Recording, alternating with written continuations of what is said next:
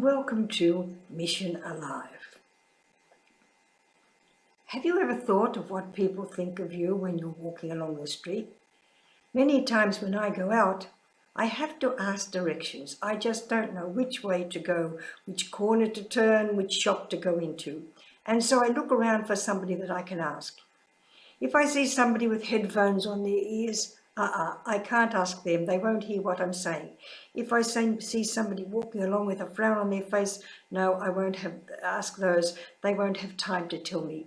If I see somebody rushing along, no, I can't ask those. If I see somebody walking along calmly, looking around as they walk, then often I'll go up and say to them, "Excuse me, please. Yes, what can I do? I'd like to know, where is the post office? The post office, you go down there, they tell you where you have to go." Well, one day I was just standing on the street, talking to a friend. We were talking to each other, saying goodbye.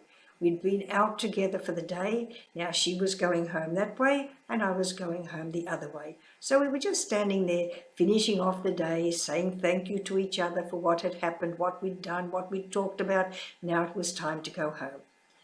And as we were talking there, a woman came up to us and said to us, "Please, can I talk to you?" And we said, "Yes, you can talk to us." She saw our medals, making us sisters, daughters of Our Lady of the Sacred Heart. And we said, "Yes, you can talk to us." And as we said that, she started to cry. And she cried and she cried. We put our arms on her back, patted her, there, be still, be quiet. And so slowly she stopped crying. Slowly she stopped crying. And then when she'd finished crying, she said to us, "Thank you for holding my cry. Thank you for holding my cry." She felt she had given us her cry and we had taken it and accepted it from her. Then she told us they'd just come from a very big hospital. She'd just come from what we call St. Vincent's Hospital. She had been sitting beside her sister who was dying of cancer. And all the time she had been there, she had comforted her sister, been cheerful with her sister, remembered with her sister all the things they had done as children. Now she was going home to her family, her husband and her children.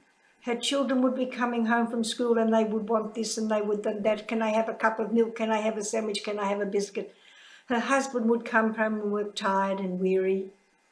And she'd sit down and talk to him for a while about the things that had happened at work today. And then all the time she'd be getting tea, peeling the vegetables, doing things so that everybody would have a meal that night. She wouldn't have any time to think about herself. She wouldn't have any time to sit and think about what had happened in the hospital today.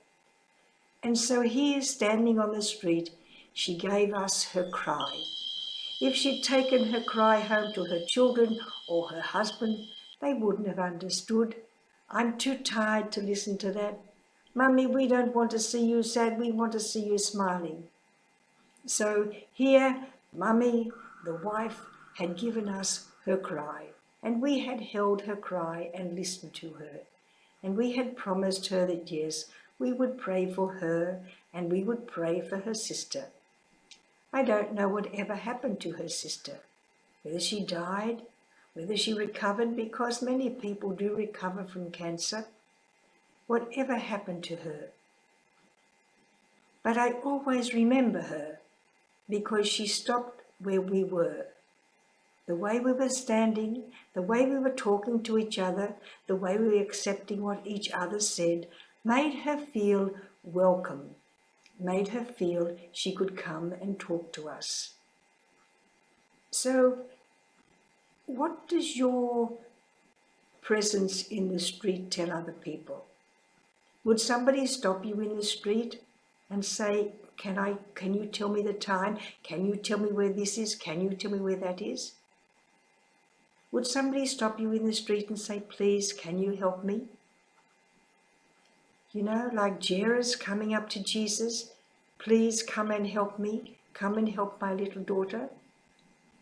a man who didn't like Jesus, a man who was always complaining to Jesus that he shouldn't be here in the synagogue on the Sabbath curing people. But now he wanted something for his own little girl. He came and he asked Jesus. He knew Jesus would accept his cry.